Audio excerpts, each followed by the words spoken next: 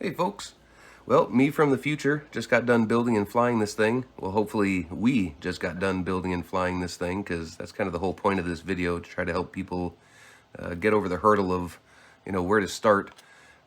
Just a quick word about this video itself. Sorry it's like almost 2 hours long, or 2 hours long after I get done rambling here. I started out with 4 hours worth of video though, so I chopped it up as much as I could. You'd think after having this channel for nearly 20 years, I would know how to make a video better, but I did learn a lot while making this video, so my next video will probably be a little more concise, to the point, but I tried to include all the things you might need to know during the whole process, and hopefully by the end of it, you'll have learned enough to actually get into this if that's something that you're interested in. And well, if you sit here and watch this for 2 hours, you must be interested. But yeah. Sorry if there's a ton of ads. My channel isn't currently monetized, so that's YouTube's doing. I don't have any control over it, but I did add chapters down below, so you can skip ahead to the parts that you want to know about or don't need to know about. And yeah, hopefully by the end of this, you'll have the information you need to get your start in the hobby. But on with the show. Hey folks. Well, if you ever wanted to get into the hobby of building microplanes but didn't know where to start, this is going to be the video for you, because we're going to cover all the electronics and things that you need, building materials and things like that, and then we're going to build a little tiny micro RC plane using magnetic actuators. I can tell you right now, if you don't have anything, a transmitter or nothing, you're looking at around 100, maybe 150 bucks max, and that includes like a soldering iron and solder and things like that. If you're not looking to spend that much money to just get your feet wet and see if you're actually interested in the hobby, one other suggestion that's much cheaper is this plane, and that is the KF606. It is a perfect backyard flyer. It's really lightweight, it's nearly indestructible, and when you get tired of flying that plane, you can take the electronics out and build your own little microplane with them. These are the exact same electronics that came in that plane. It doesn't use actuators. It's just 2 motors, a receiver, and a battery, where to turn, like if I wanted to turn right, this one will speed up and that one slows down, and that causes it to rotate. Turning left is the same but opposite. And to climb or descend, you just give it more throttle or less throttle. So very simple. They're about 40, maybe 50 bucks on eBay, or over on AliExpress, they're considerably cheaper. So a very good option to get into the hobby with. I strongly recommend it. I've bought at least a couple of them so far, just for extra parts. Another option, it's a little more expensive, but is one of these guys, although they're getting really hard to find. This is the Park Zone Mini Vapor. It has a bigger brother called the Vapor, which is a little easier to find. But this is a great indoor flyer. It's nice and lightweight. It can be a little fragile, but you probably shouldn't be crashing into walls anyway. But this one comes with all the parts as well. It's got a little built-in speed controller and the 2 servos with the receiver. And again, if you get tired of flying this, you can take all these parts out and build your own plane with it as well, which I've done many times. It's a really good parts donor.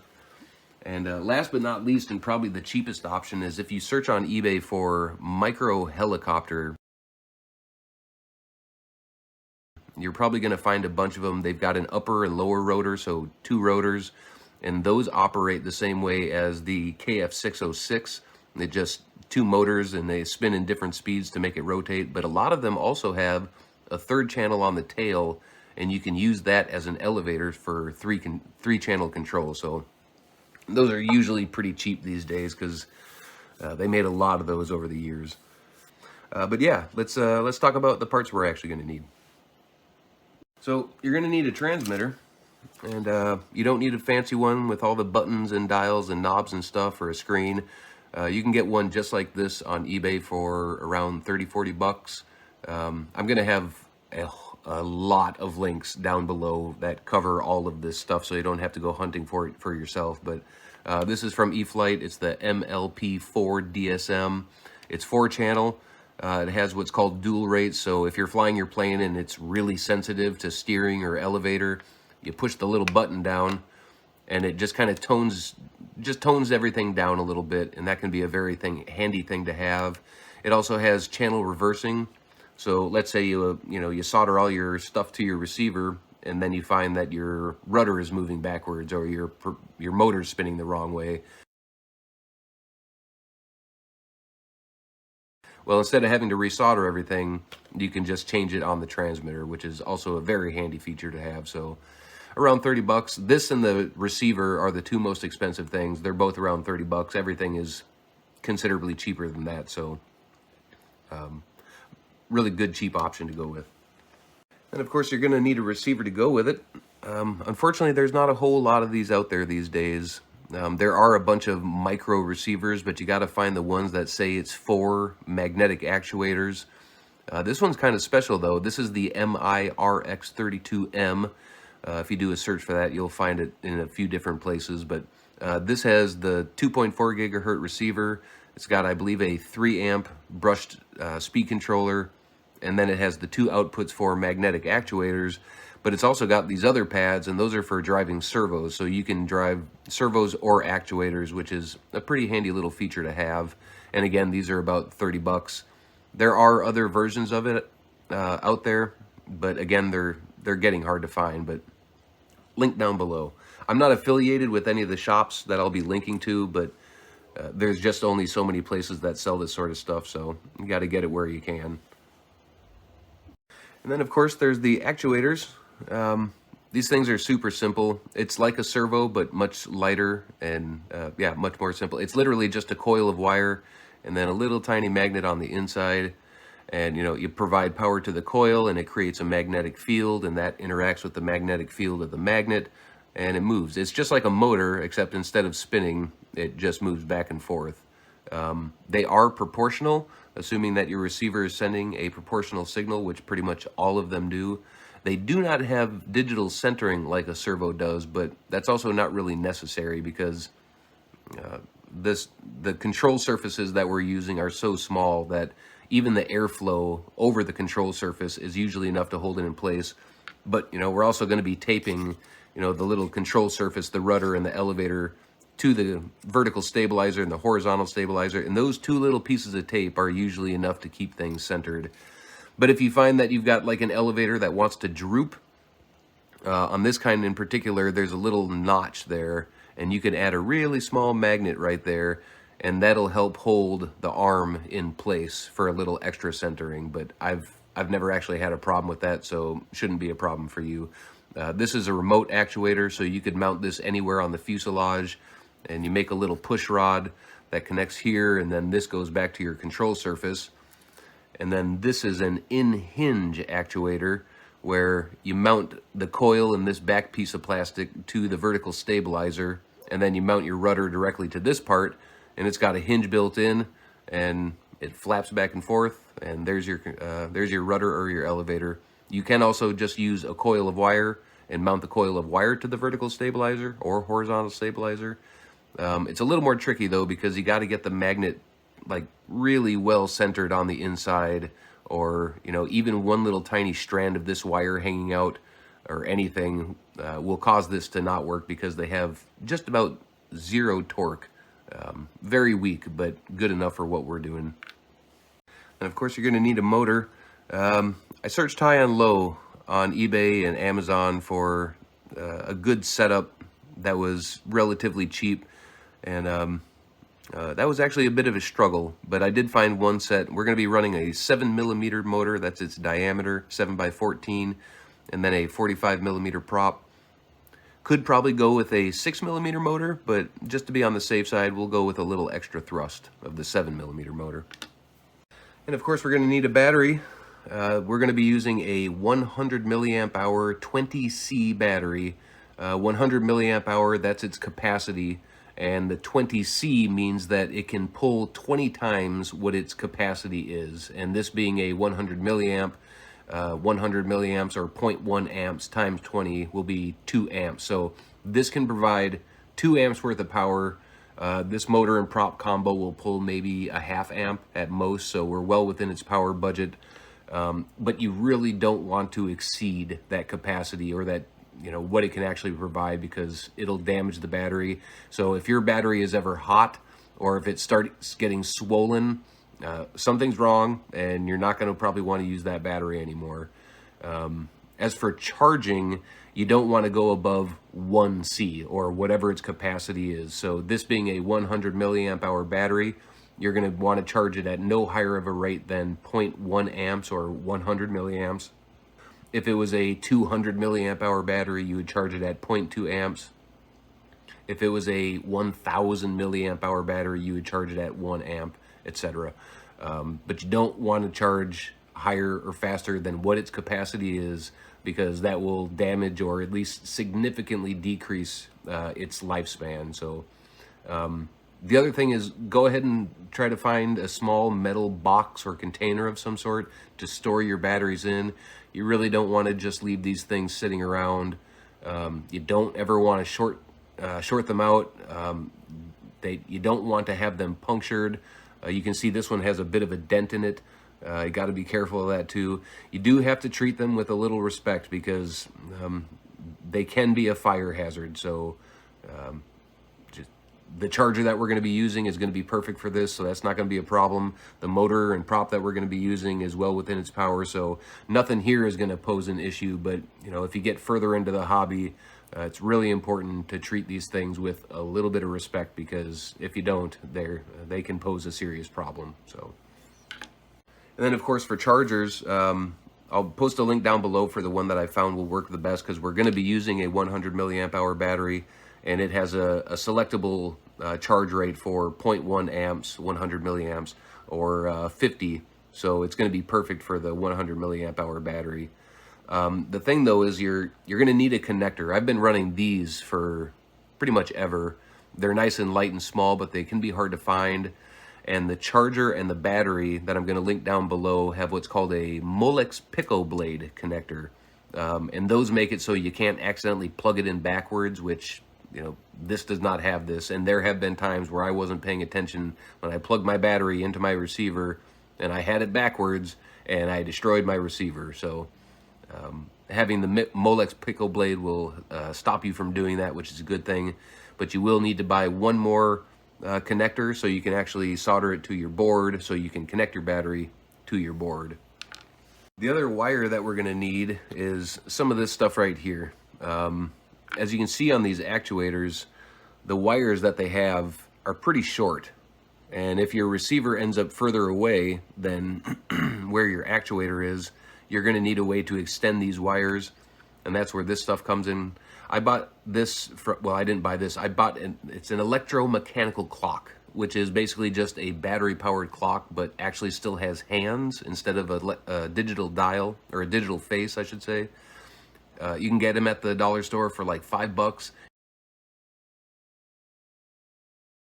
You take it apart, and on the inside is going to be a coil of wire just like this. And this is perfect for extending the wire on your actuator so you can actually reach your receiver regardless of where your actuator or receiver are. You may also need a little extra light gauge wire if you've got any, or you may not, but either way, if you got any, you know, junk electronics laying around, there's bound to be some really fine wire in it like this. Again, you may or may not need it depending on how long the lead on your motor is. As you can see, this one has no motor wires, so gonna have to add these to those. So yeah, to do all that, to connect all that, you're gonna need a soldering iron. This is my trusty old beat up Weller. It doesn't have a very fine tip on it, which is a problem, because you can see how small these solder pads are, and you can see how fine of wire they're using on this thing. So the wattage of your iron doesn't really matter. What matters is that it has a very fine tip, so that when you're soldering, you're not soldering one wire onto two different pads or bridging the pads, because that'll probably short something out and could very well damage the receiver. So any iron, they're on eBay for like $10, and yeah, just make sure it has a fine tip. And then of course you're going to need some solder. This is my lifetime supply worth, quite literally. It'll say that it has, the stuff you're looking for is going to say that it has a rosin flux core, and that's just a chemical that they have on the inside that helps the solder do its job. And this is some 1mm solder, and this is perfect because, again, the solder joints are so small that you're not going to want to be using some big thick solder and trying to solder these tiny little pads. So again, links, many links down below. But yeah, that's pretty much it for the electronic side of things. So construction materials. I personally have always used balsa. I've tried foam a handful of times and I just wasn't a big fan of it, but it's a perfectly good building material. There's people like Joe Malinchek who have built some of the most amazing micro RC planes using foam, so it's definitely a viable option. A really cheap source of it is you run over to the dollar store and buy some foam dinner plates. You cut this outer ring off and then you got this big chunk of foam. It's usually around 1 millimeters, maybe 2. This stuff has different finish on each side, so it's got a little bit of strength to it just because of the way they produce it. Some are a little more flexible than the others, but again, for as small and light as we're building, you don't need a whole lot of strength. But if you're going to go with balsa, the plans actually call for 2 different sizes. There's 1/32 inch for the wings and the tail, but and the ribs also. Oh no, they're calling 16th there. So 3 different kinds, because there's 1/8 inch for the main fuselage, but not really necessary. This is a piece of 1/16 inch, and I'm going to build the whole plane out of 1/16 inch. This is pretty flexible, as you can see, for the fuselage, so I'm just going to make 2 fuselage halves and glue them together, and that'll give me the strength I need, and you can do the same thing. When you go to buy this stuff, you can pick it up at the local hobby shop or at Hobby Lobby or Michael's. And what I usually do is I'll find the thickness that I need, and I'll grab the entire stack, and I'll go piece by piece, holding each one up to a bright light, and find the one that lets the most light through, because that'll tell you that which one is the least dense, which is generally going to be the lightest one. You also have to make sure that it's actually balsa, because they usually have basswood, which is balsa's like heavier, more dense cousin. They're usually right next to each other, and you want to make sure you're getting balsa, not basswood, because there is a pretty significant weight difference. Then if you're running the remote actuators, you're going to have to make a pushrod that connects your actuator to your control surface. And that's going to require 3 different materials. Well, you could get away with 2, but some 1 millimeter carbon fiber rod. I guess technically optional would be some 2 millimeter shrink tubing, and that'll help when you're doing the build of it, putting them together. And then some fine metal wire of some sort. The holes on these remote actuators, wherever that thing went, it barely fits a 0.5 millimeter diameter. And again, these have so little torque that I'm going to post a link for some 0.4 millimeter, because you don't want things too tight because it'll bind up. In fact, here's the one that I'd made, and it fit, but it was a little too tight, and I didn't like that. So yeah, I'll post the link for the 0.4 millimeter instead. But yeah, it's just going to be a little bend, and that'll fit in the actuator hole, and then another little bend at the back that'll fit in the control horn, and the control horn is what's connected to the control surface. And you can get away with using some 1/16 inch ply, or some 1/16 inch balsa, but then you'll have to cover it in super glue to give it the strength that it needs, because even though these have so little torque, balsa is so soft that this small diameter wire will eventually start wallowing out that hole, or just tear it out completely if it gets hung up on anything. So, and it'll make more sense when we put it together. But so yeah, carbon fiber, some metal wire, and optionally some shrink tubing. But yeah, that's pretty much it. Motor, receiver, actuator, charger, transmitter, balsa, pushrod material, and then plans. This is the plane we're going to be building. This was actually the very first plane, micro RC plane I ever built that was like a quote-unquote proper microplane using like a good quality receiver. I actually used the JMP that was back in the day. It's not the most exciting looking plane, but it's a really good flyer. It's great for like your backyard. This was done back in 2004 when things were much heavier, and as you can see, the weight back then was around 15 grams. We should be considerably lighter using this gear. The JMP back then, that was at least 2 grams, maybe 2.5. So we'll definitely have some weight savings. And I've even scaled it down to this little 4.5-inch model, and this thing flew, even this one flew pretty well, although it was a little fast. But so yeah, not the most exciting thing, but great beginner's plane. So yeah, let's start cutting this out. Oh, I almost forgot. We're gonna have to glue everything together, so we're gonna need some super glue. This is the medium viscosity stuff, which is what I recommend, because they also have the thin stuff, which it's literally like water. And this stuff's actually a little dangerous because this stuff will run just like water would, and the next thing you know, your fingers are glued together. And your fingers glue together really well with super glue. Ask me how I know. So I would avoid the thin stuff like this and go with the medium stuff like this. And if you're impatient like I am, you can also pick up some kicker or accelerant, and this basically just cures the glue even faster, but super glue is pretty fast to cure anyway, so definitely not a necessity. All right, so first things first, we're gonna cut all these templates out and trace those onto the balsa. I like to use a straight edge for the straight stuff because it just makes it a little easier. And that's a little too short, but that's all right.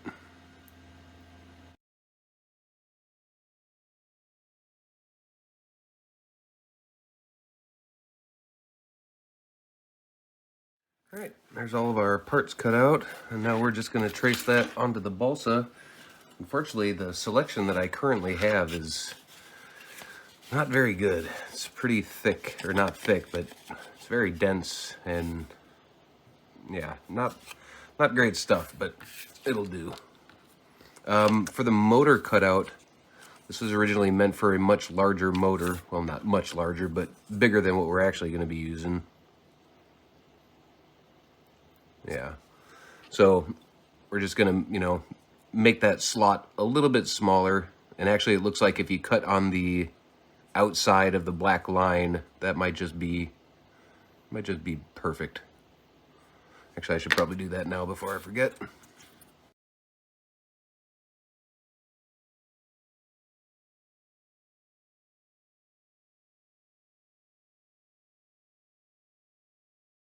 Got all the parts or the templates traced onto the balsa. One thing to note is when you're doing the vertical stabilizer and rudder, you can see like the grain of the wood is going this way on the wing because that's give it more strength, whereas the vertical stabilizer is going the opposite direction. It's going up with the grain, and that's because this bottom edge is getting glued down, so it's going to have strength there. Because if you were to do it vertical, the rudder would be floppy from the top, so this way it gives it more strength that way. One of the other things I do is I'll only trace, you're going to need 4 of these wing ribs, but I only trace one because it's hard to hold, this tiny little piece of paper in place and get an accurate line. So I'll trace one and then cut that one out, and then use that one that I cut out to cut the other ones, and trace and cut the other ones, because it just makes it a little easier. A good idea also to, mark your center lines.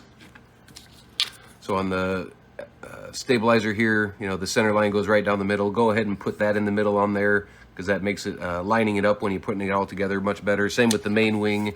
I've got where the wing ribs go. There's going to be one right there, and we're actually going to be putting 2 in the middle, and you'll see why when we get there. But go ahead and put those lines on there as well. And I wasn't thinking when I cut, where is it? This little piece out.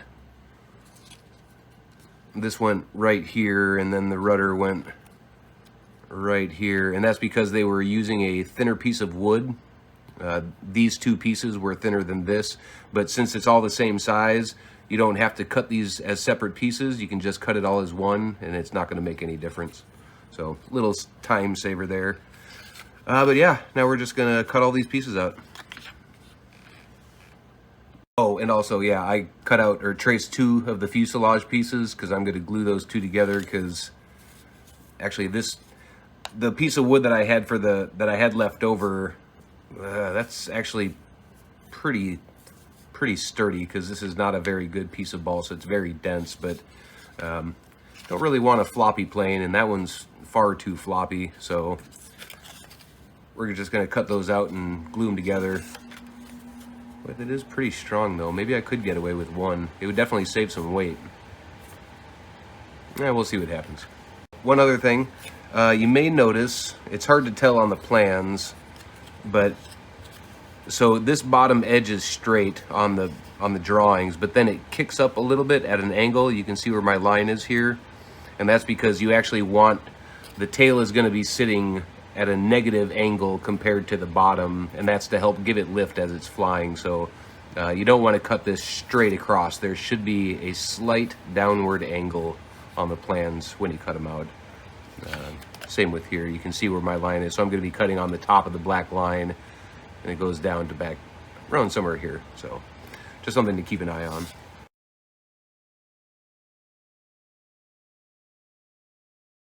You also may notice that the cutout for the motor is at a downward angle, and that is supposed to be there. If the motor is straight forwards as opposed to down, it can have a tendency to try to pull the plane up as you're under throttle. So having a little bit of down thrust helps keep that under control.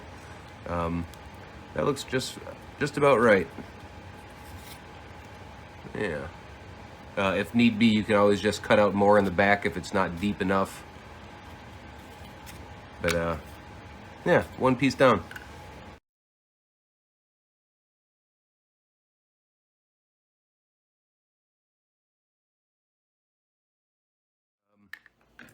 Got all the other pieces cut out.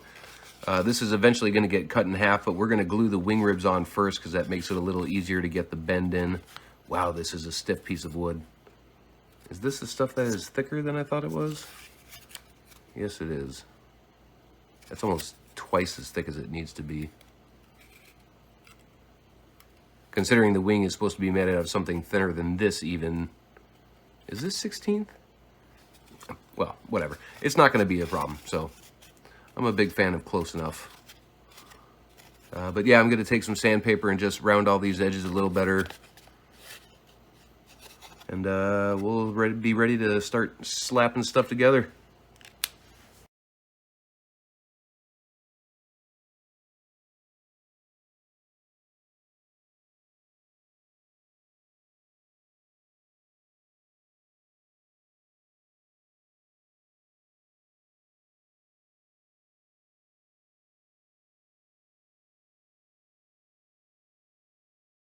All right, so next step, we're going to glue the wing ribs in place. And the reason we needed 4 is because there's going to be, one on the outside, one on the outside, but then we're going to have 2 that are almost right on or right next to each other, but there's going to be a slight gap in between them, and that's because later when we cut the wing in half, we have to do a little sanding, and when we make the dihedral, the angle of the wings, yeah, you'll see when we get there. For now, though, just glue these things on there. It does not take much super glue, although because this piece of wood is it's really dense. I need to go get some new fresh wood because this stuff is awful. But you can just go and poke a few holes along your glue line, and that'll let the super glue soak into the wood, and you'll get a much better bond that way.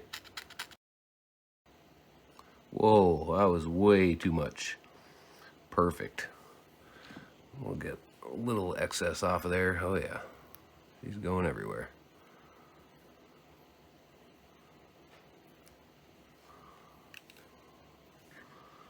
And it's easier to just put it right in the middle first, and then bend the wing to make the wing bend to the airfoil, or the wing rib, I should say. Get on there.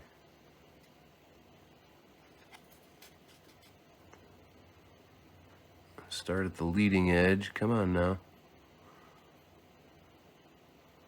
There we go. Oh boy, this wood is so thick, or so dense. Holy cow, it does not want to bend. And I've heard it's either the moisture or the CO2 in your breath, but if you breathe on it, if you don't have any kicker, which I currently can't grab because my hands are full. Oh no. If you breathe on it, it has a tendency to cause the glue to set a little faster. I don't know how much it actually helps or not, but... And then we'll just hold that until it cures enough to hold its own. You want to make sure you keep your fingers moving because my thumb is currently glued to the wood. There we go. So, good old super glue. All right, there we go. One down. You can see the bit of an airfoil that it adds. It's not a lot, but it doesn't need a lot. So, and you can tell there's a little bit of overhang. That's totally fine. We can just sand that off. And then we'll do the center one of the center ones.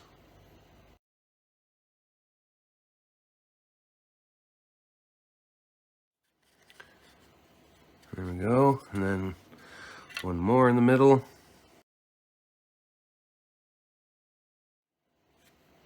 You can see there's just a small gap in between those two wing ribs. That's exactly what we want. And starting to kind of look like a wing. I'm going to go back later and sand these edges so they're nice and smooth. Don't need to, but it just makes it look a little nicer. We'll glue this last one on. All right, there we go. Just a very light airfoil. Leading edge still looks straight. And we're gonna let this just cure all the way, and then we're gonna cut the wing in half. And then we'll prop up one edge of the wing. After we cut it in half, we'll prop it up about an inch, and then, or a half an inch, and we'll sand it and do the other side and sand it. And then when we glue them back together, it'll have a nice angle to it called dihedral, and that's to help the roll stability of the plane. Because if it's a flat wing like this without ailerons, when you try to go into a turn, there's nothing really to make it want to go back level again, so it'll just keep wanting to turn in. So little dihedral to help it stay nice and even in the air. All right, so the glue is cured, and we're gonna split this right down that middle. I clearly didn't get that perfectly straight, but that's all right. And the reason we're doing that is, you can see here, it's a total of 1 1/8 inch total dihedral angle. We can skip that 1/8 inch because 1/8 inch divided by 2, that's going to be such a small amount that it really doesn't matter. So we're going to split this in half. We'll just do that now. Sometimes it's easier just to show it than try to sit here and explain it. Man, I do not like this piece of wood.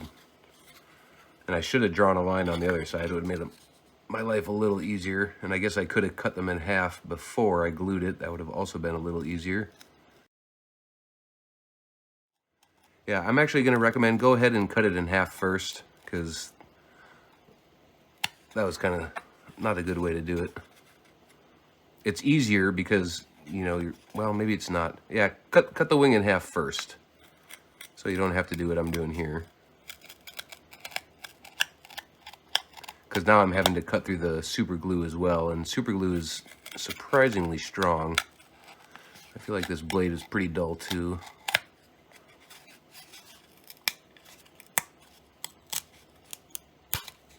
There we go. A little rough around the edges there, but that's all right. Sandpaper will fix that. There we go. Good enough. So our wing is going to be at an angle. Well, it's going to be sitting like this, and as you can see, that would leave a big gap in the bottom. So we're going to prop up the wing about a half an inch on this side, and then we're going to sand straight, and that's going to sand a taper into it, and then we're going to do a half-inch lift on this side and sand this edge, and then when we put them together, it'll fit nice and square with each other. And because we left a little gap between the wing ribs, it'll hopefully sit nice and flush on top of here as well. So find something that's like a half-inch tall.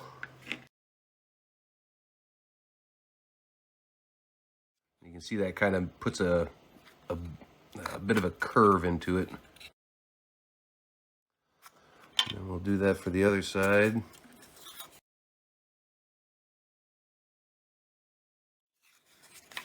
And now, so I went a little too far, but that's all right. A big of a gap for the glue to sit in, because that's a half inch here.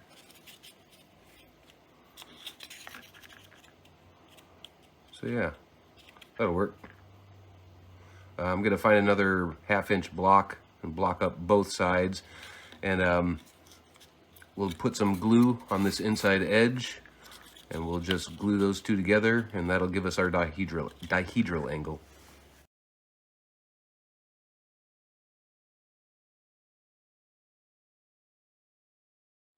And again, if you've got some accelerant, this is as good a time as any to use it, so you don't have to sit here and hold it, but again, definitely not necessary. There we go. Oh boy, got a little off there on the leading edge.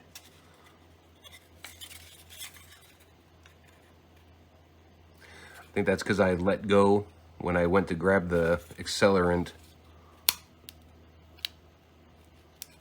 Oh, well, there goes that glue joint. All right, well, you saw what needs to be done. I'll finish doing this off screen. And yeah, that's one thing to look for. Make sure the leading edge and the trailing edge are actually lined up with each other. All right, there we go. See, there's a bit of a gap there. That's because I sanded a little too far. It should be all right.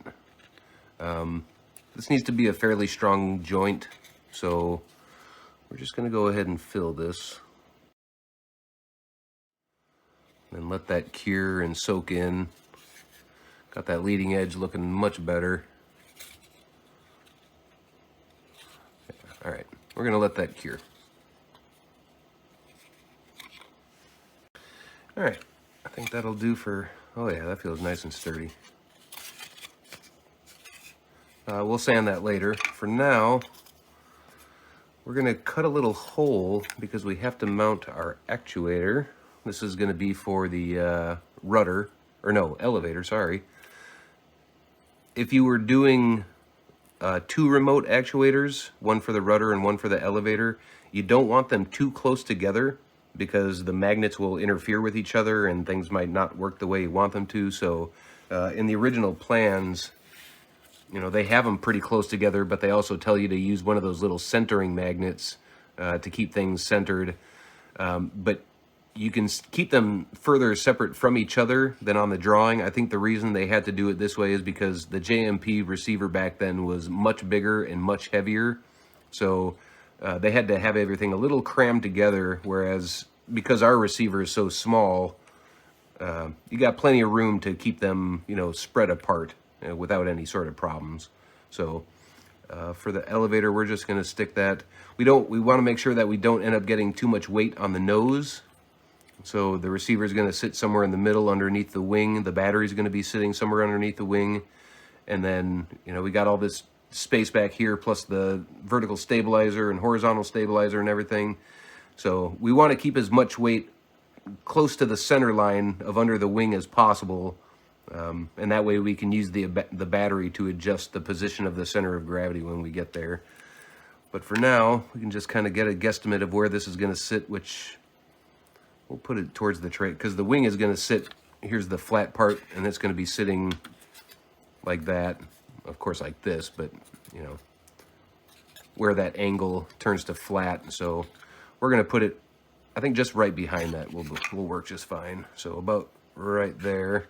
And it's going to be for the elevator, so we can put it a little lower. And that way it lines up with the control horn for the elevator is going to be back here. So we don't want to go too low, because, you know, if this thing lands in the grass, we don't want grass to hang up on any of the wire or anything and break a wire. So I think right about there ought to do. Maybe just a hair lower. Right about there. So we'll take a pen and just roughly mark where that is.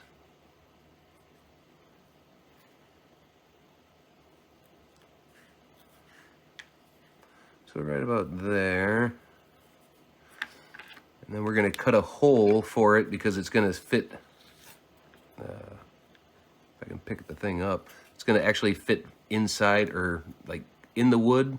It's not going to just be sitting on the outside. We'll sit it in flush with it a little ways. That's why these little ears are there, which are nice.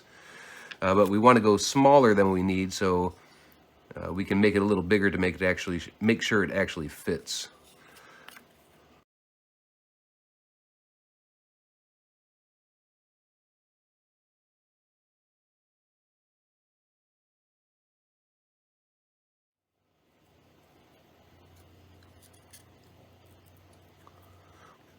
It's got this little tab of plastic that's causing it to not want to go in all the way.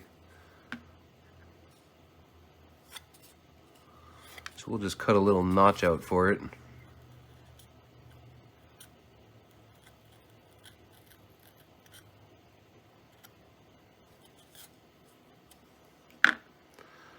That should be just about perfect. Ta-da! Yeah, that'll work. So that's where the actuator will live. I suppose next we can go ahead and cut that line. That's going to be our elevator. Looks awfully small. So I'm going to go on this side of the line. Maybe actually give it just a little more too.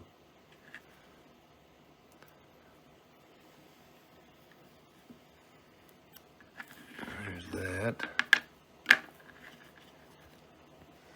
Now what you're going to want to do once you got your elevator cut off is you can go ahead and sand a bevel on the underside, because if you got your elevator here and you know it tries to go up, it can go up because the tape, it's going to be taped to the top side, so it can flip up just fine, but it's not going to want to go down because it's, you know, surface to surface.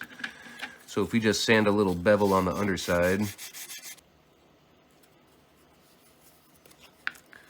you can just do a little test bend. So that'll be taped to the top surface, and then it's going to want to deflect down, and that deflects down nice and easy. So yeah, it doesn't take much. These aren't going to be moving all that much to begin with, so I don't know if you can really see that, but it doesn't take much. I'm going to fix that crack before I forget.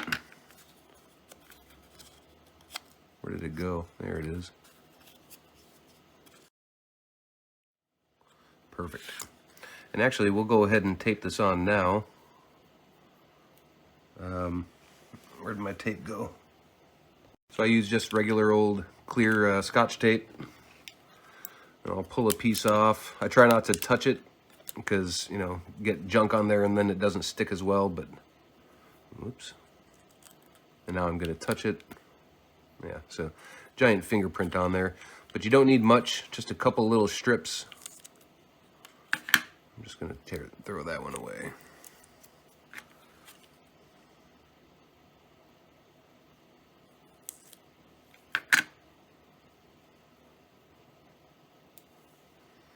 Cut that in half. Because it's a fairly long elevator, we're going to use 4 pieces. One towards the very tip. Oh, I just broke it.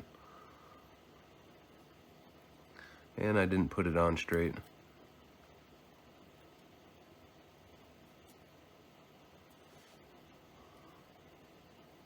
So there's one piece. I'm going to put the other piece towards the center, right about here.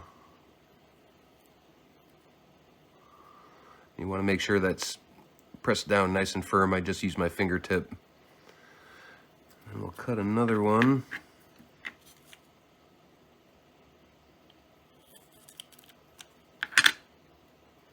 Cut that in half.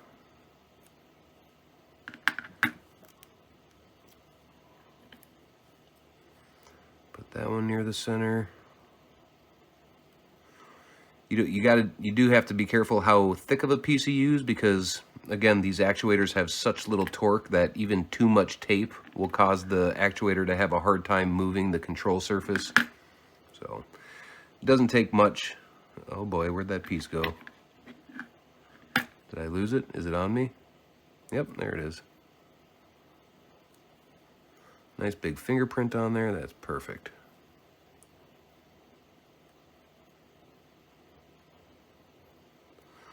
And now I'm going to fix this giant crack that I made.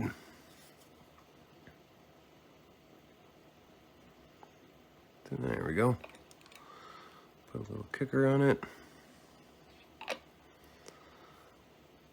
And then let's put this on our elevator.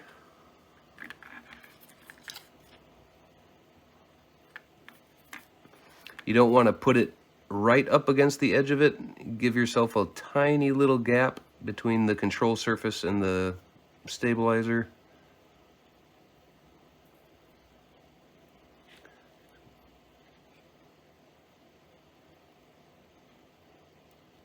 That should be just fine.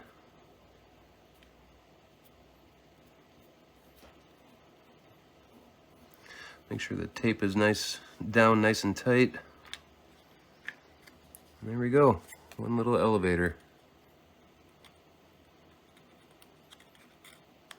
It does feel pretty stiff, actually. Well, if it turns out that the actuator has a hard time moving it, we can just remove some of the tape, or maybe even just make thinner pieces, because that piece and that piece are kind of thick, but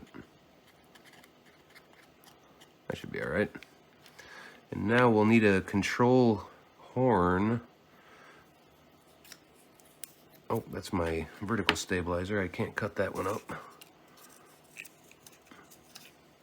So again, balsa is usually not a good material to use for control horns because it's just so soft. But since you may be using that, we'll show how to use it so it actually holds up. So you don't need too tall of a one. I'm just kind of eyeballing it. So something like that is all you need. In fact, that might even be a little tall, so we can just chop the top off a little. It doesn't have to have an angle on the backside. I'm not even sure why people do it that way. I'm sure there's a specific reason, but so we're gonna have to cut or poke a little hole because our wire is gonna go through that. But before we do that, we're gonna put super glue all over this thing, and that'll strengthen it up. But I'm gonna hold it with my X-Acto knife so I don't glue my finger to it.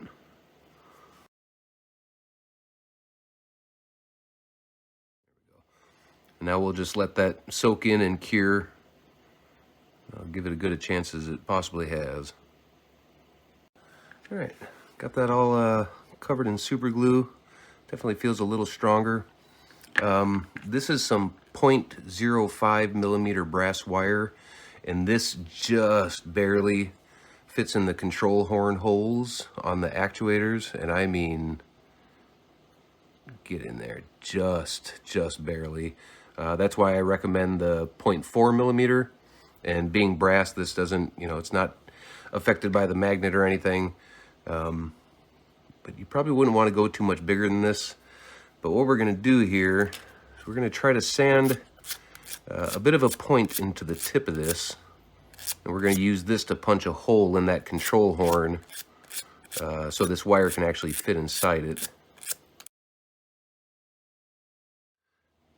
One thing I should mention, the height of your control horn is going to play a role in how much your control surface is going to deflect up or down.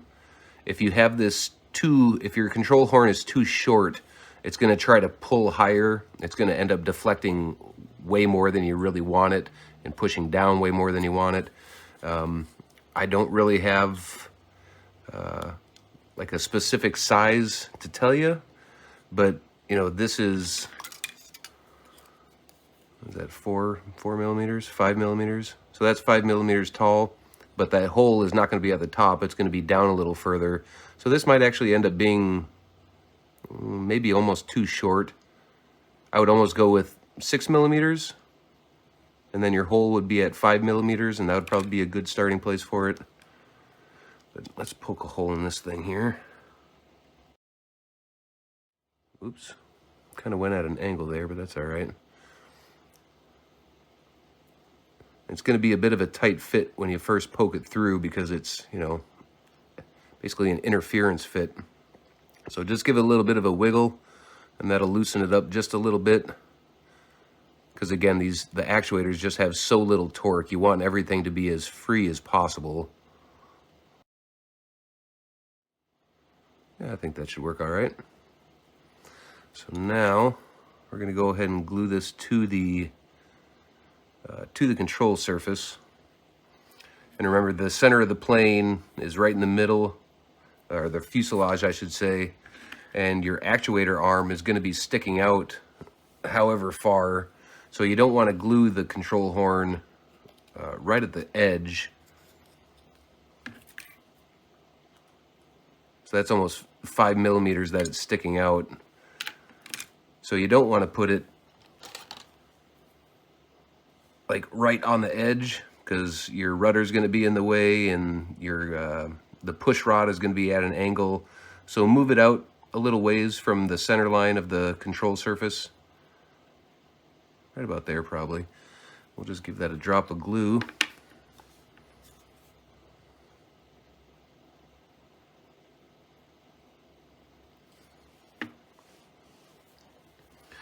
And we'll stick it on here, making sure it's straight.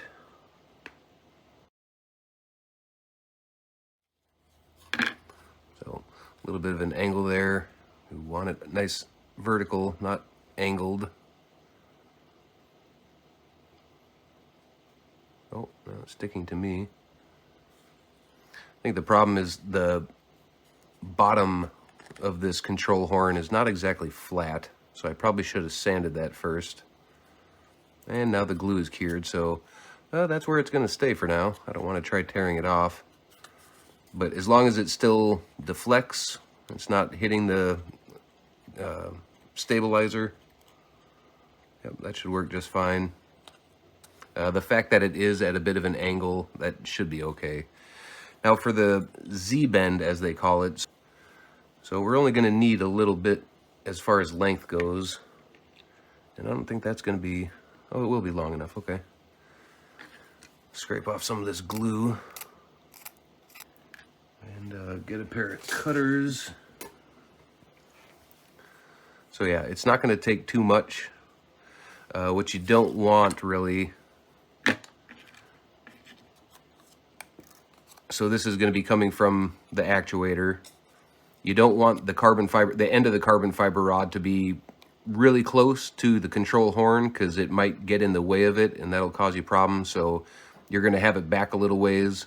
So the brass rod, that'll be about right there. And then the brass rod gets that L bend to fit through the hole of your control horn. So a piece about that long, because you got to make that L shape in it. So we'll go with about that long. Oh wow, these cutters are not cutting. There we go.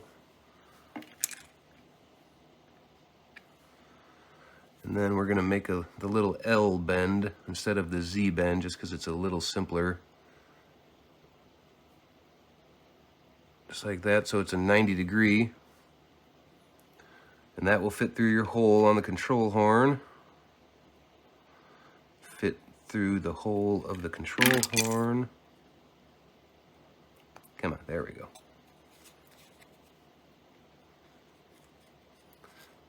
So because that control horn is sitting at a bit of an angle, it's causing the brass rod to sit at an angle, so you can just bend that a little further so it's, you know, perpendicular with the fuselage. But you can see how it's sticking out at the end a little ways. That's almost not quite enough. You want it to go just a little further than that, because when you're going to put this other piece on to trap that in there, you want it to cover it a ways. So we're actually just going to make a new piece, because that might be a little too short. Actually, we'll show what a Z-bend would look like. So it's like that, but you also put another little bend in it. So it would look like that. And then you would fit this through your hole.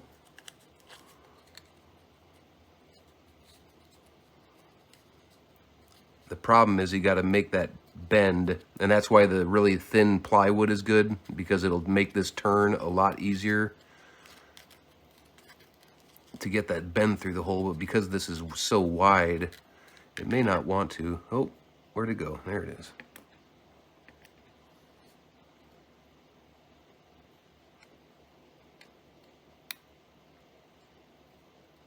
Okay, there we go. So that's a Z bend. And actually, maybe we'll just go with that since we already made it. But I am going to want to bend that a little further. Unfortunately, this is very thin brass, so it is very easy to bend. There, just like that. And now that's trapped in there, it can't just pop off or anything. So that should be just about perfect. Because your fuselage is going to sit here, your actuator is going to be there, your control rod is going to, or push rod is going to be right there going to your actuator. We're going to make another one of these that goes on the actuator arm that will then attach to the push rod, and then your actuator is connected to your control surface. Lots of little things with these things, but that's how it goes. It's a lot easier to do on regular size planes. Everything on micro size is just a little more fiddly. But on the plus side, you get to have an awesome, cool little microplane. We're gonna go ahead and glue the tail on.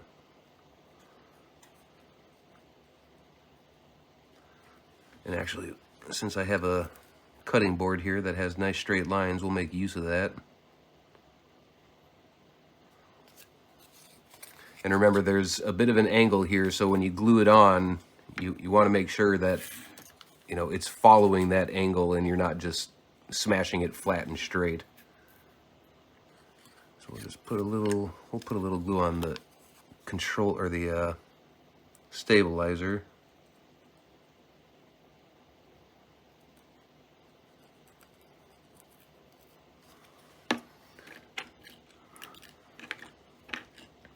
We want to get that towards the end, but we don't want to get too close to where the control surface meets the stabilizer, because it might end up gluing the two together, and you definitely don't want that. Put that right there.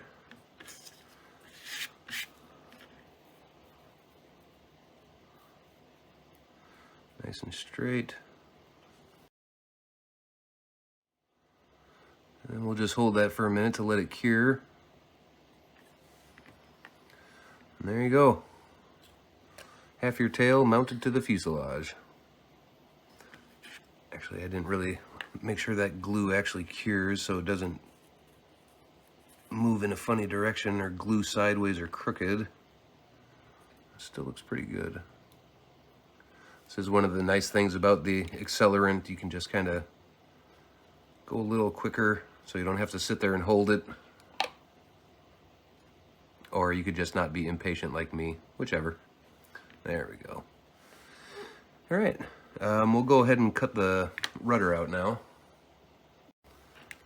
Get that out of the way so we don't accidentally bump it. So there's our stabilizer, there's our rudder. And now for the rudder, we're going to use one of those in-hinge actuators, just so you can see how these mount. Actually, this one, the magnet is loose. And I'm also, yeah, I only seem to have one wire coming off of this.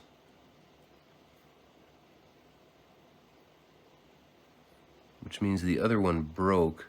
And being able to find the end of the wire, nearly impossible task. Maybe I can see it though, but I don't. Fortunately, I have a backup. All right. Oh. This one's missing the other wire too. What the heck? That's the problem with these actuators. The wire is, oh, it's missing the magnet too. Huh, awesome. That's the problem with these actuators, is the wire is so fine and so delicate. You have to handle them pretty gently, and apparently I didn't do that, because that's two that are broken. And like I said, trying to find the end of where because the wire usually breaks off where it's glued on the coil, so you're looking for a tiny little fragment of wire sticking up, and it looks like all the other wire, and it's just about impossible to find. I don't know if that'll even show up. Focus, you've...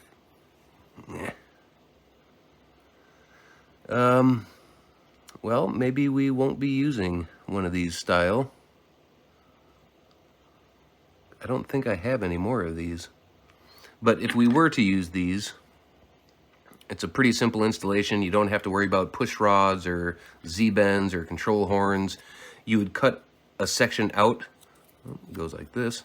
You'd cut a section out of the stabilizer so that the coil and this back plastic piece fits on the stabilizer. So it'd be like that, except, you know, flush. And then you'd glue the rudder directly to this part, and that's what moves back and forth because it's got a hinge built in, and then you don't have to use tape even. So a little more convenient,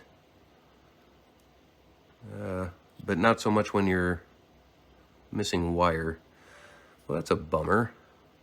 The good thing though is you can pop this piece of plastic off, and like on this one, since the magnet's already loose, pop this off of there.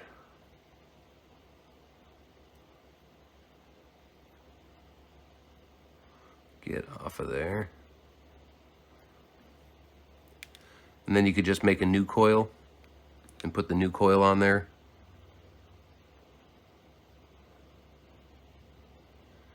Yeah, there is no way I'm finding the end of that broken one. Nice coil though.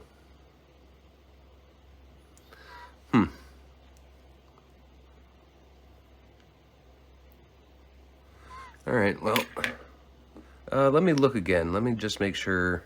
Maybe I might have another one. Well, I couldn't find any other ones, so I might be out of those, but that'll give us a chance to use an even simpler version of that one that just broke, and that's just the coil. There's no built-in hinge or anything, and I actually think this is maybe even, well, the coil is a little easier to install because instead of having to cut all that plastic and stuff out, you cut out just enough to fit the coil, and the only tricky part is you have to glue the magnet onto the rudder. If I could hold this thing in the right direction, and you just got to make sure that, you know, the magnet is perfectly lined up with the center of the coil, which can be a little tricky, but it's not too bad. So we're gonna figure out how big this is, if I could actually pick it up, and cut a little slot for it, glue the actuator into the vertical stabilizer,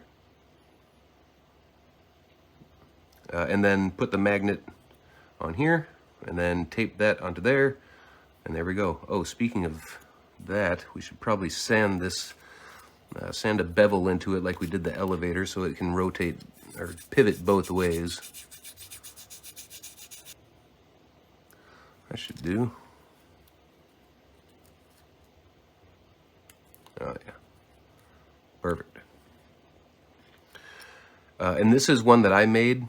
I've got a video, a couple videos back, showing how exactly I made this, and I used this wire that I got out of that clock from the dollar store.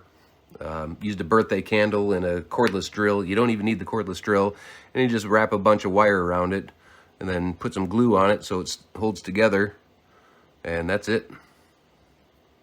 Back in the day, you did have to be kind of careful about the resistance of the coil. You couldn't have it too hot, or you ran the risk of blowing out the receiver itself for that particular channel. But they're a little more robust these days, so not big of a problem. All right, so this is roughly, that's almost exactly 5 millimeters. So we'll just mark a gap 5 millimeters big. You don't want to go all the way to the bottom. I'm going to do 5 millimeters from the bottom edge. And again, you want to cut a little smaller than what you need it, so you don't cut too big of a gap out of it.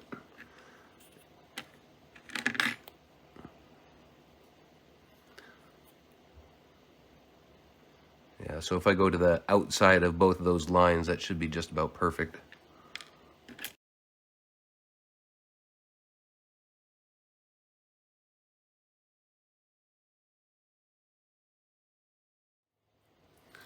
Just like that. Although you want to make sure it's dead center. And flush. Oh yeah, that's perfect. And then we'll just add a drop of glue to the top and the bottom to secure the coil to the stabilizer. Once I get that thing centered. Yeah, that should work. Although, yeah, one side looks a little cleaner than the other. All right, little dabble do ya. Sometimes the hole on the glue bottle is fairly large, so what I like to do sometimes if I'm trying to be precise with how much glue I'm actually using, add just a drop to something small in diameter, and then use that to actually glue it.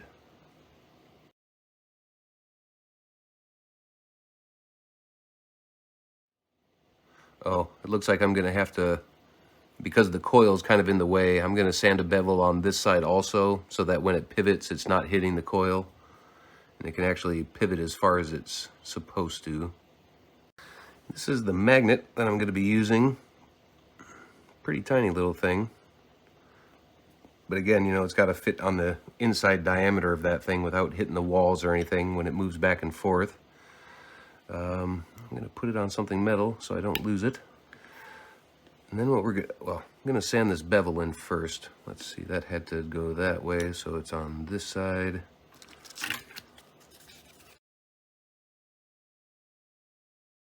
So we're gonna get just a rough idea of where that magnet's gotta sit. So you hold the elevator or the rudder in place where it's going to sit when you're ready to actually install it.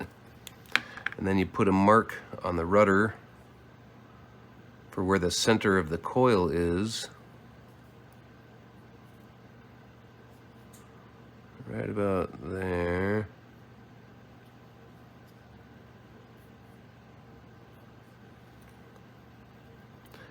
And then you can just glue the magnet straight to it, but I'd like to add just a tiny, tiny, tiny block of wood, and that will actually push the magnet out a little bit and push it in further into the center of the coil, just to give it a little more magnetic interaction.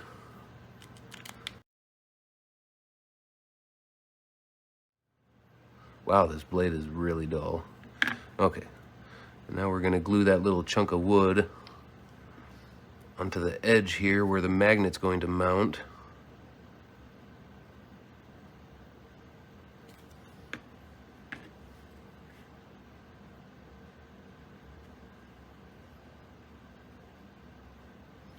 Right about there.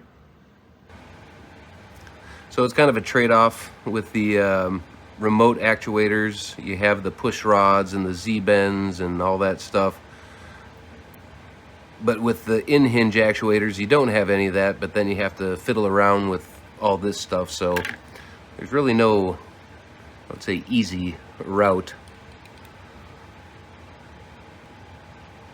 You really don't want to lose these magnets or have them fall off, because they're pretty much impossible to find again.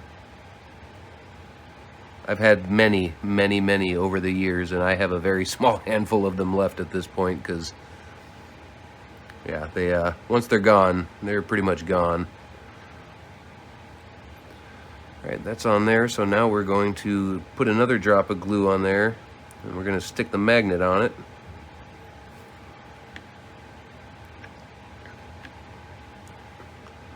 You can see it's a cylinder basically,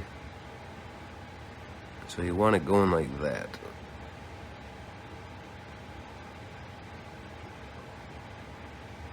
No, don't stick to me, stick to the wood. Make sure it's where it's supposed to be on our little line. Oh, come on.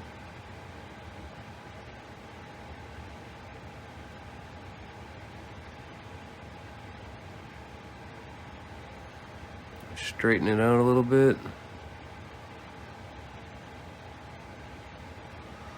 There. I'm gonna hit it with some kicker and just very gently put it down and let the glue dry, and then I'm gonna go back and I'm gonna hit it with some more glue just to make sure it actually stays in place. And actually, before I do that, make sure this actually lines up. Okay, see, that ended up going too far. Yeah. Maybe I could have gone without adding that little chunk of wood, because now the magnet's hitting the back here.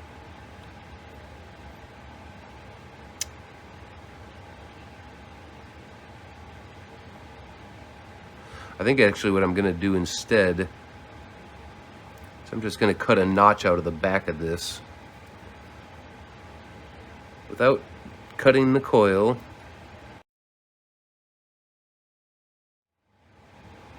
That's better. Yeah. Well, we'll see when we tape the rudder on and wiggle it back and forth. We'll see if it hits anything. So that's that for now, at least. Actually, we're going to go ahead and tape that thing on there. Tape the rudder on, so I don't end up losing it or something, because that can certainly happen. Wouldn't be the first time.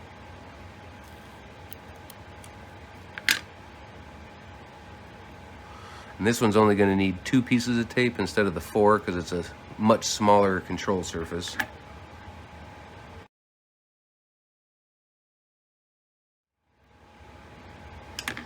There we go. We'll do a test fit here, see if this actually fits where it's supposed to.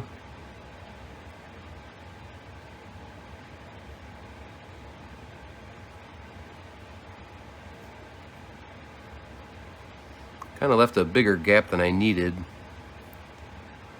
Should be all right though.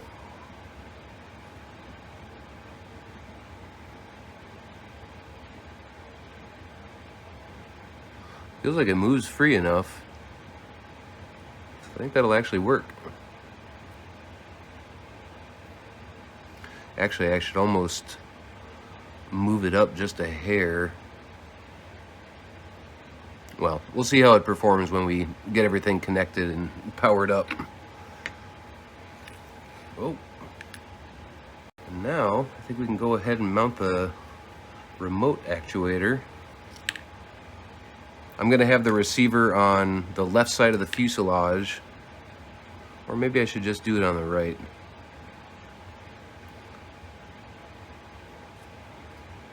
Because if I do it on this side, I'm going to have the wires, well, I guess that won't be a problem. Get that thing nice and straight.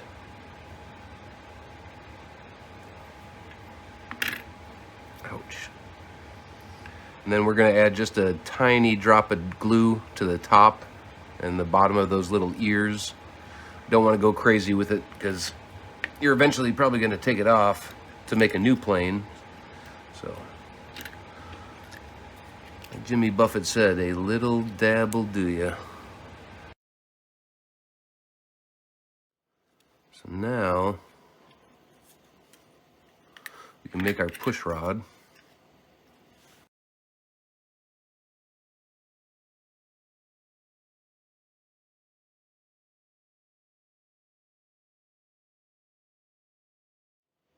Ooh, boy, that barely fits. Oh, I don't even know if I'm going to be able to make that bend. I can't. I guess we'll be doing an L bend on this instead, because this is just too thick to make that bend around the corner, because it's just too tight of a fit. So we're just going to make a new one of those. So now this doesn't have to go through some crazy bend. It can just fit right through. Come on. There we go. And then this is where the shrink tubing comes in handy.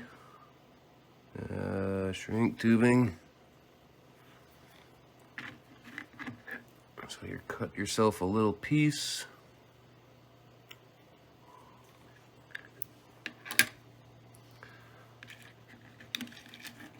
Put that on here. Might help to pre-shrink it just a little bit.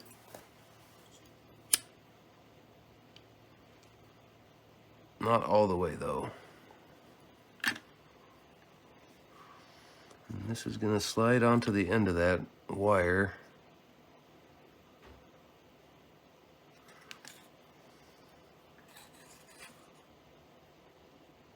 And the heat shrink will kind of hold it in place. Come on. There we go.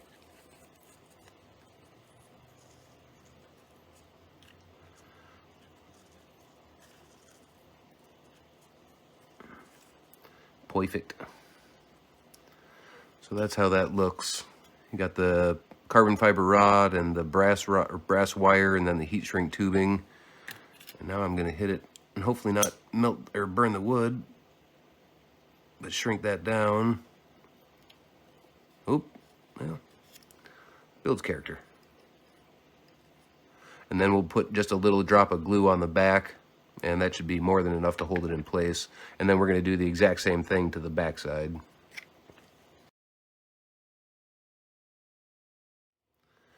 Now normally with an L bend like that, you'd want another piece of brass coming, like I was mentioning before. Like this would be under the shrink wrap, or on, yeah, shrink tubing also.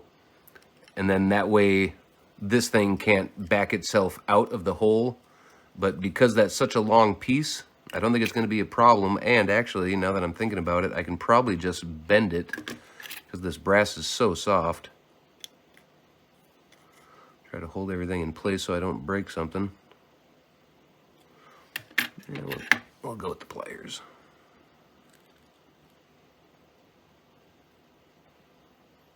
And it doesn't need much. That's all it'll take, because it can't back out of there now, so that should work just fine.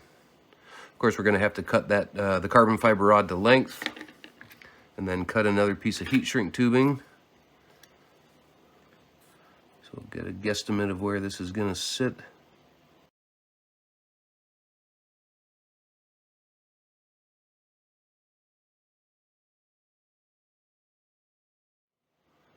And I clearly don't want to use the lighter in this situation, so I'm going to get my soldering iron running. And you just take the tip of the iron and, you know, move it across it, and that'll shrink it up.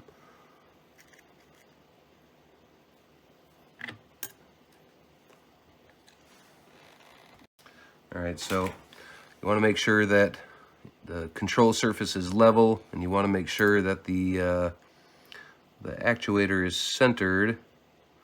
Looks good enough. And we'll hit it with the soldering iron.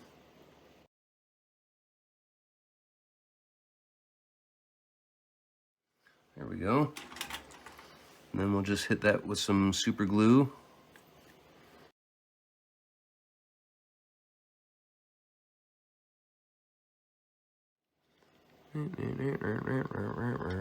We'll see how well it works when it's got power to it.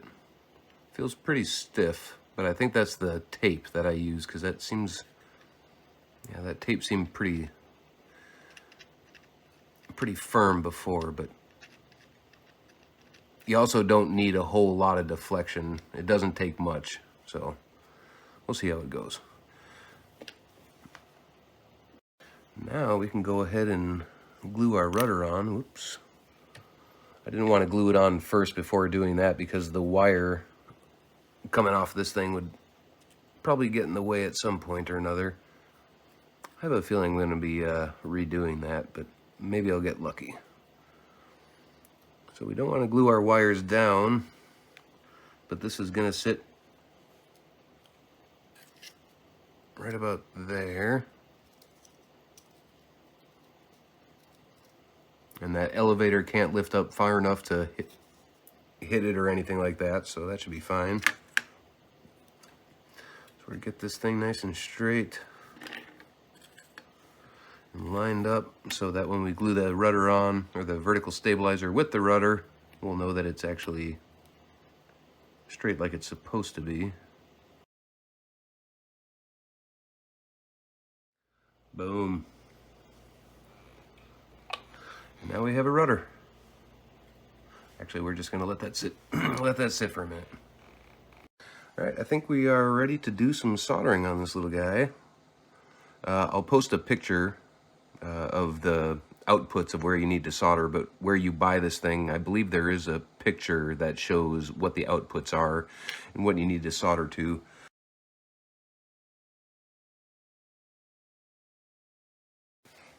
One thing that'll help is holding the receiver in place, so I'm just going to use a tiny little bit of double-sided tape.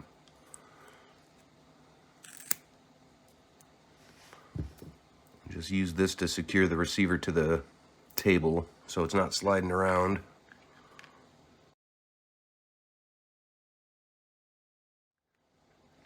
Put that right there.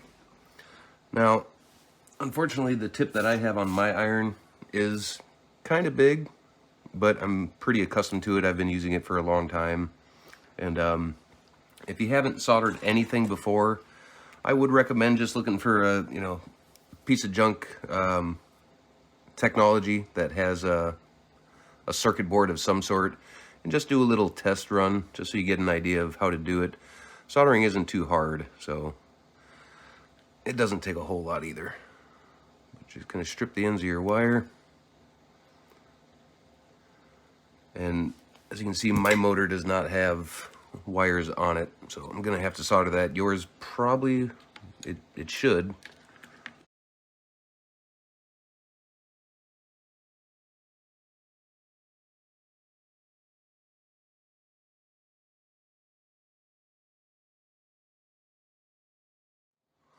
So there's the motor done. Just give it a little tug, make sure it's actually connected. It can fool you sometimes. It'll look like it's soldered, but it only barely did, so not a bad idea to test it. And then the first thing we're going to solder on is the wires that will connect to the battery for your connector.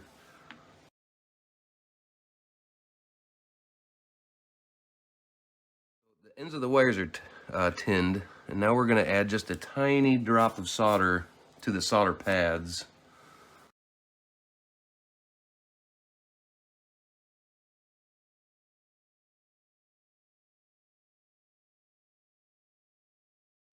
So that's going to be our our power. I'm going to have to strip these ends and solder my connector on there so I can plug the battery into it, but we'll get to that eventually. And now we will do the motor. Actually, no. So according to the picture, these on the bottom row, these first two are for the rudder, and then the next two are for the elevator, and then the next two to that are for the motor. So it's a lot of wires going into a small area, but not too bad. Now, soldering this tiny, tiny wire can be pretty frustrating. So what I like to do, you got to make sure it's really well tinned, and that'll definitely help. So same with the other wire, put a blob of solder on your tip and put the wire in it. Tin these solder pads. I think I'm going to make my life a little easier, and I actually am going to use this. Not necessary, but like I said, it does make it a little easier. I won't need much of it, just a tiny little bit. And then instead of trying to solder this tiny end of wire to this other tiny end, you can actually just kind of wrap the wire around it, which is easier said than done, but I'm just going to try to wrap that around the end. There we go.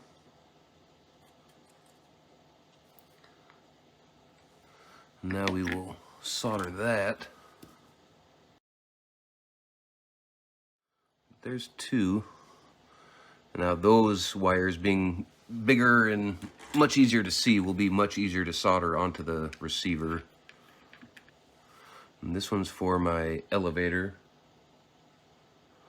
So I'm going to solder that onto the second set of pads, which means I have to do these wires next.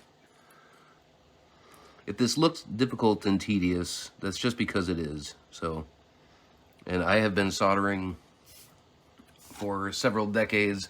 I used to work in the aerospace industry where we built electrical harnesses for things that went into like jets and missiles, and we even did one satellite. So I had to go through all the, standardized testing and everything to show that I knew how to solder and could solder things like that. And even I still struggle with it, so it's easy to get frustrated, but just take your time. And there's two.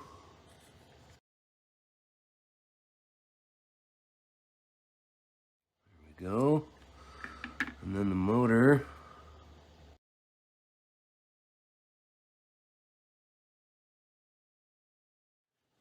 There's that. And actually, if I'd been thinking, I would have stripped these wires before I started doing all the soldering.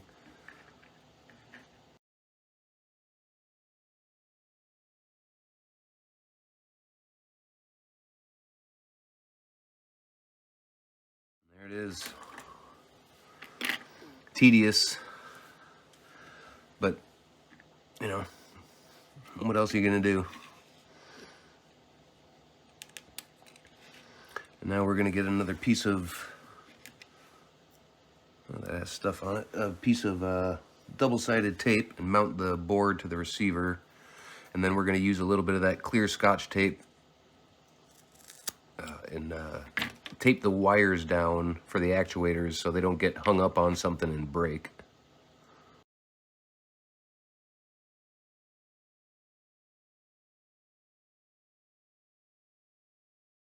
Now we'll tape these wires down so they don't get snagged on anything.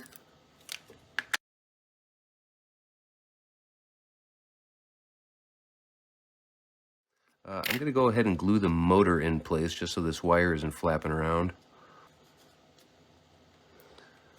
When you install the motor, you'll see that it has a bit of down thrust, and we're also going to have it have a little bit of side thrust, so it's pointing to the right, and that'll help counteract the prop torque, which will make it want to rotate, make the plane rotate. Doesn't need much.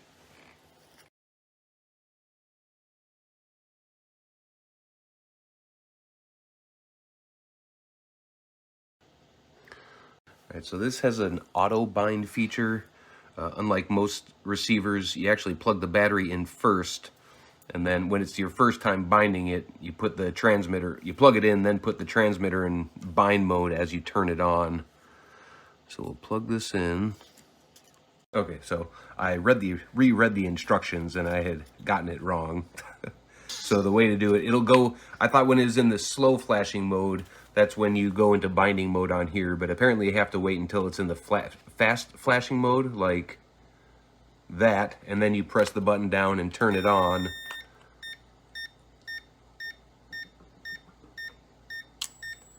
And there it goes. It is now connected. There's my little rudder working. Ooh, elevator doesn't want to work. Something's a little tight. Oh yeah, why is that so tight? Alright, well, it's working at least. And motor spins. Okay, so everything is working. I think what I'm going to try for the elevator not working is, I think there might be too much tape. So it is handy to leave a piece of tape right where that control horn is, because when the elevator tries to pull back, it doesn't want to pull the elevator up as opposed to angling it forward. But the piece of tape on the other side, I'm going to go ahead and remove that one. Oh, that feels better already. Still feels tight though.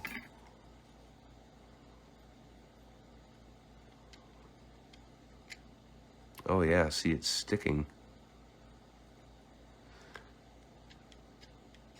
I might have to go to a slightly smaller diameter for the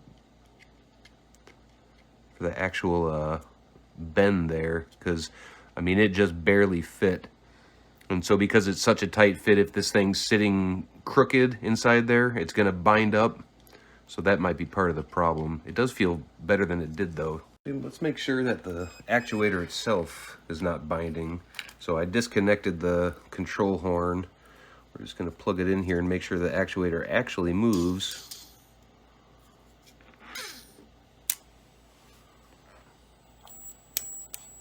Yep, that's definitely moving. Okay. So I guess we'll try, yeah, using this. I guess I could also try, well, I was going to say I could try punching that hole out a little bit to a slightly bigger diameter, but I don't really want to go that route. I also don't know if I have a drill that small. And that is definitely moving freely. Let me look for some other wire. All right, so one thing that was a problem was the very corner of the control horn, as it was trying to move forward, was actually hitting the stabilizer. So I went to try to fix it, only to end up breaking it, which then ended up breaking the elevator. So made a new control horn, made a new elevator, and it's totally, I only use 2 pieces of tape now, so I'm missing the one that was right here because this tape is surprisingly stiff for how little torque there is with these things. And then I also went with some much finer wire, but this is steel of some sort, so I think there is a little magnetism going on there between the magnet and the steel, but it doesn't seem to be causing any problems, and it definitely seems to be moving a lot more free now. So we'll try this again, and hopefully this time the elevator actually does what it's supposed to do. You have one job, elevator. All right, so rudder is working. Oh, there we go. Look at that elevator elevate. Oh, except now that... All right, I'm gonna have to trim some of the rudder down because I don't know if you can see that. It's actually hitting the control horn or the wire. Yeah, so a little adjustment there, but elevator is now working. I'm gonna clean this up a little bit, and then we can move to the next step, which will be, yeah, gluing the wing on, and then putting a prop on, and then should be ready to go try to chuck this thing. There is this little piece, which goes right here. Not necessarily required. It's just kind of a filler piece, but I'm gonna leave it off just for weight savings because this already feels kind of heavy, but should be all right. So here we go. All right, so first thing I'm gonna do is just a little sanding on this. I'm gonna soften that 90-degree edge, just round it over a little bit. Same with on the tail.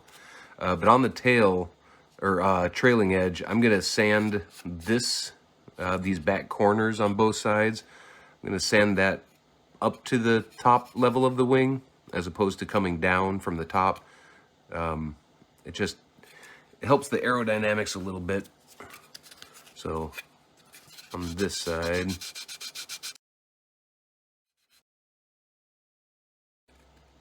so you can see it goes up at a bit of an angle like that.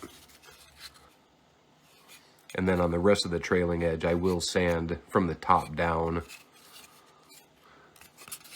And then on the leading edge, just rounding that over a bit. If nothing, it probably really doesn't have enough of an impact to actually, you know, see a noticeable difference, but if nothing else, it looks a little better. All right. Didn't do a whole lot of sanding, just rounded the edges a little bit. Didn't take much. So the reason we didn't glue the wing ribs right next to each other is because now we have that bit of a gap, and that gap is going to fit perfectly on the fuselage, and that'll make just a stronger glue joint than just gluing it straight to the top. These wires are surprisingly inflexible. I think what I'm going to do is cut a little notch out. Where did my, oh. Cut a little notch out here so the wires can fit through.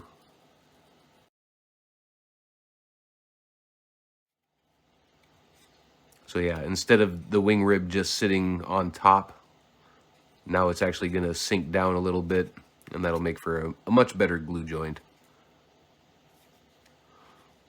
Yeah. When gluing this, I strongly recommend having the tail held down with something heavy so it sits nice and flat.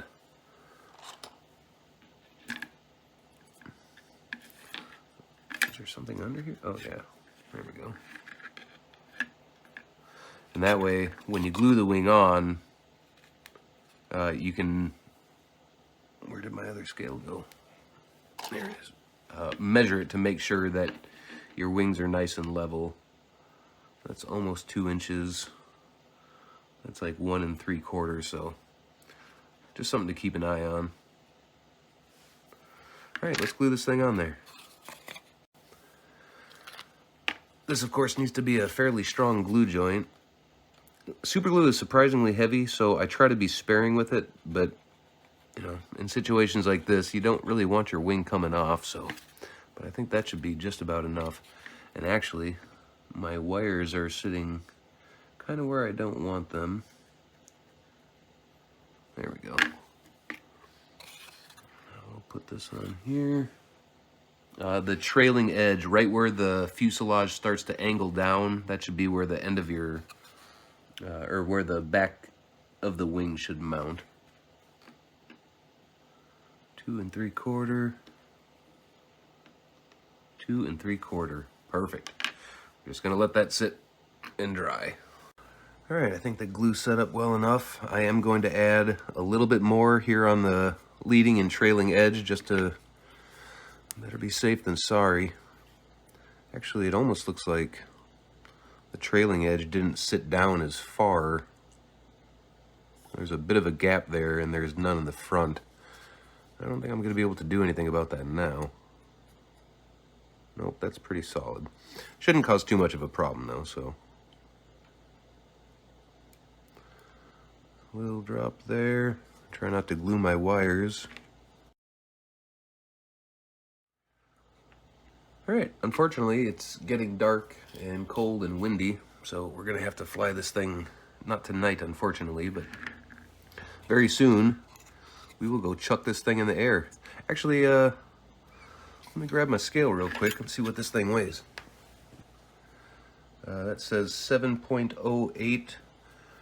We're running our 100 milliamp hour battery. 9.89 grams, so just under 10 grams.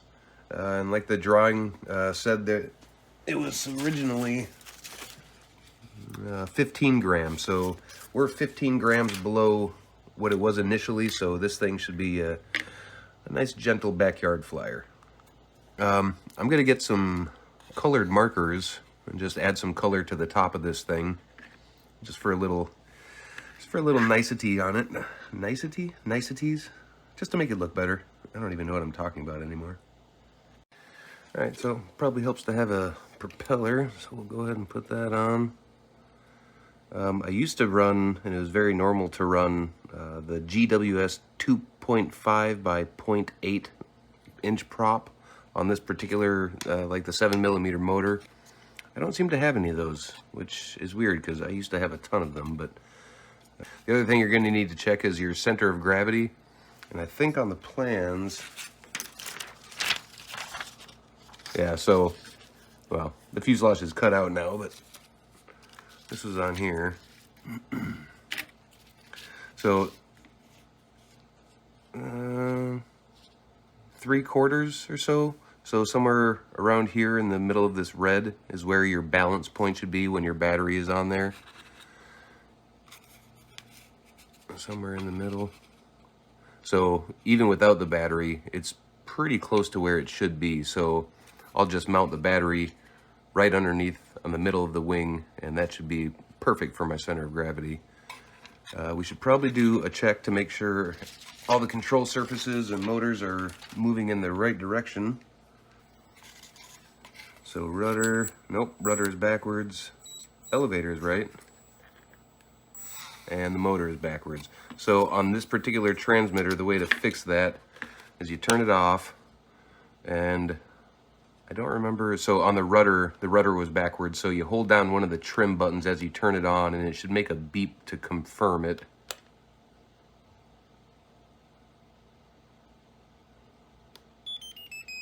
There it goes. So that should be reversed. And then the same for the motor. Or not? Does this not have reverse on the throttle? Yeah, I guess it doesn't have channel reversing on the throttle. That's bizarre. I wonder why it would bother, why it would not have that. Okay, that long beep, that means that the trim is centered, and you can hear the tone descends. That's just to let you kind of know where you are as far as your trim is. All right, well, I guess we'll have to do a little soldering. And I should be able to do it on the motor, as opposed to having to mess with the receiver. Well, that's a bummer. I guess we can check to see if I actually reversed the rudder channel, because I can never remember which way you're supposed to turn it. Nope, so that's still backwards. So I had pressed right, so I guess I have to press left.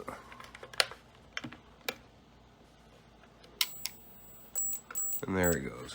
Rudder is now deflecting in the right way. And you can see it deflects a lot more to the left than the right, and that's because I didn't get that magnet perfectly centered. It's a little low. If that turns out to be too big of a problem, I can just pull it free from the vertical stabilizer and retape it just like half a millimeter higher. But that should be enough deflection. It really doesn't take a whole lot. All right, well, let's solder that motor, I guess. All right, let's try that motor again.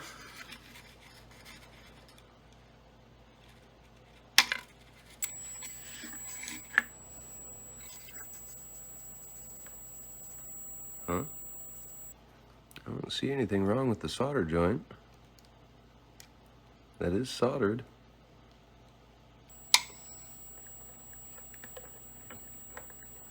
Oh, there we go. For whatever reason, if the trim is where it should be, it's too high.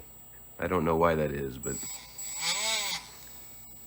that is spinning in the right direction now. That prop is definitely out of balance, but that definitely feels like it has enough thrust. All right, I think we're ready to go chuck this thing. Assuming it's gonna stay calm enough. Doesn't look too bad.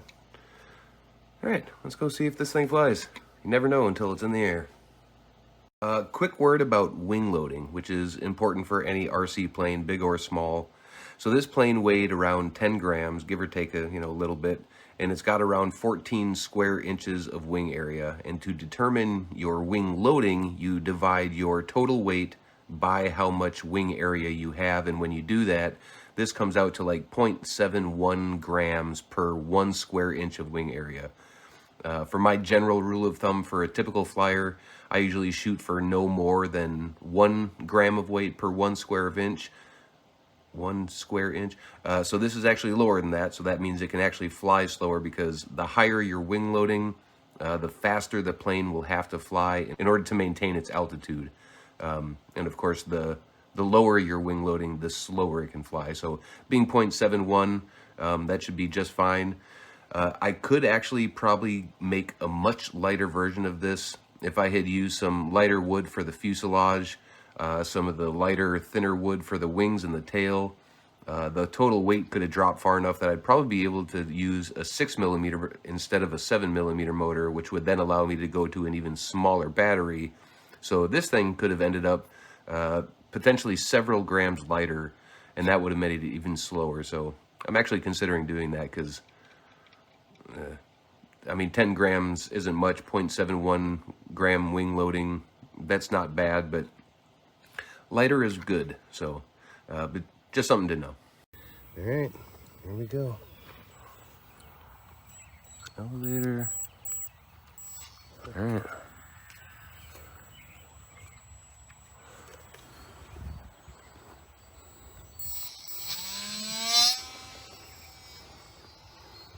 Whoa. A little sensitive. Turn on the dual rates.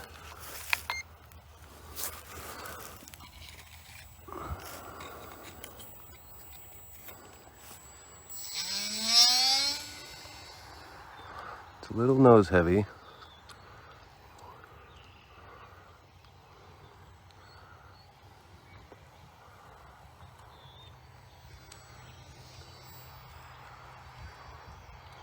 Rudder is still very sensitive. Oh boy.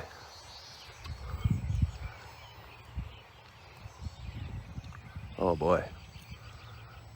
There we go.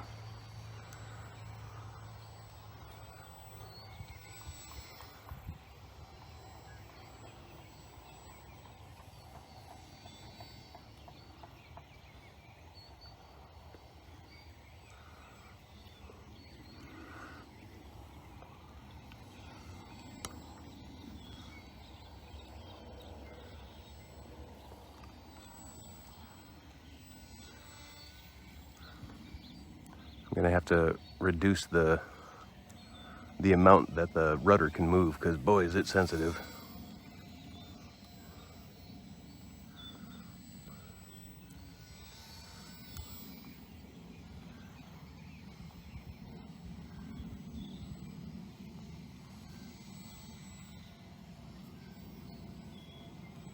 Whoa.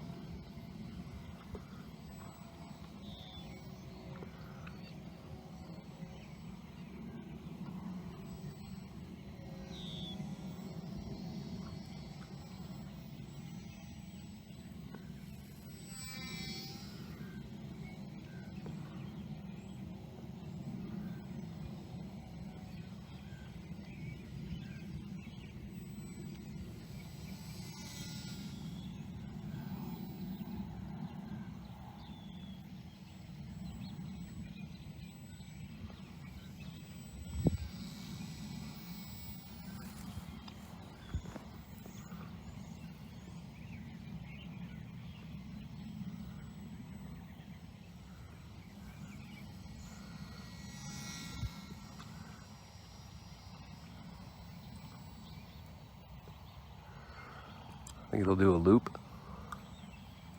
Let's get some altitude.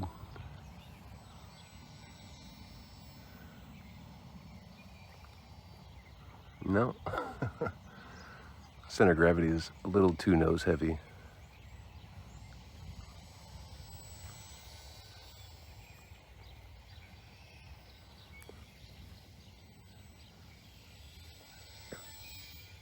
Oh, I'm running out of battery. All right, let's bring it in. Well, maybe a little more.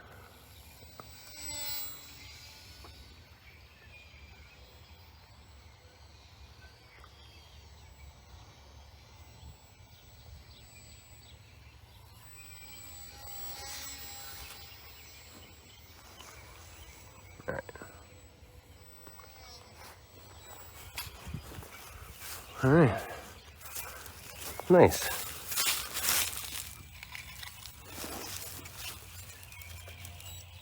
I'm gonna call that a success. I'm gonna try switching over to a different battery, see if we can get the center of gravity better. All right, take two.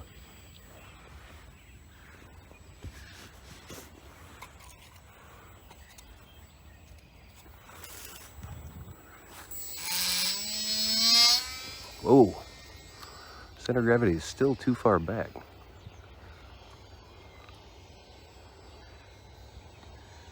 All right, I'm gonna fix that.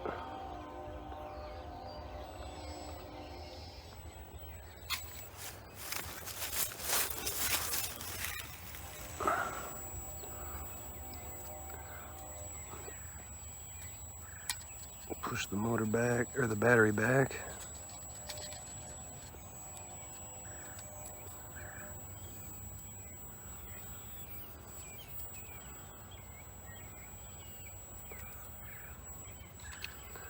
Let's try that.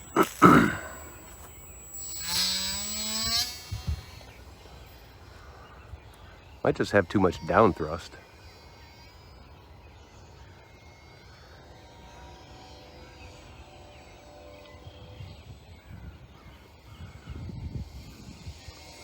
Boy, is that propeller out of balance.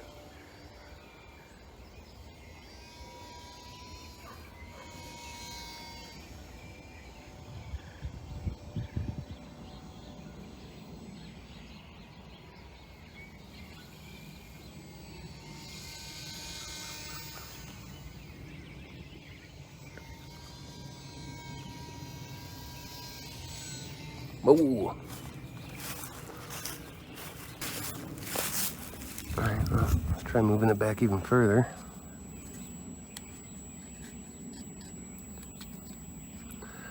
Now my double-sided tape doesn't want to stick though. Hopefully it doesn't come off.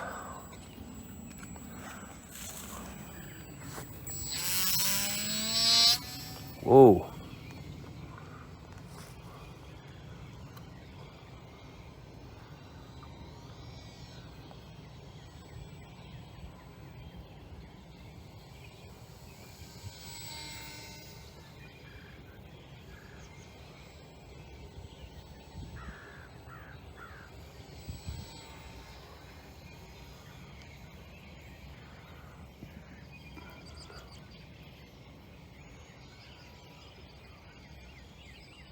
Boy, that's sensitive. Even with that tiny, tiny rudder.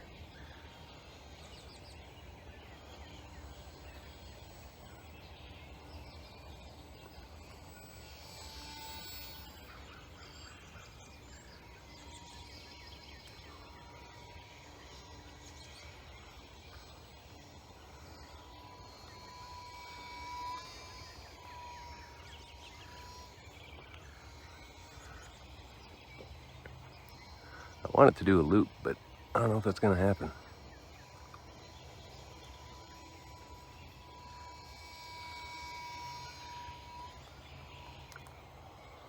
Whoa. That's kind of a roll.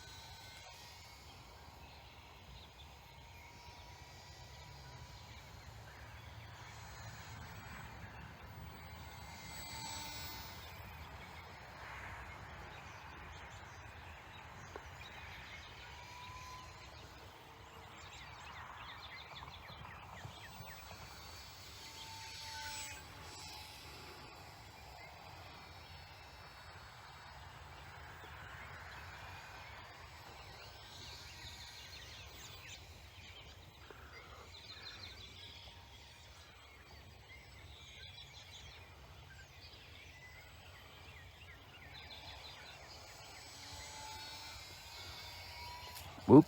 Uh-oh. Something broke. Oh, I lost the tail.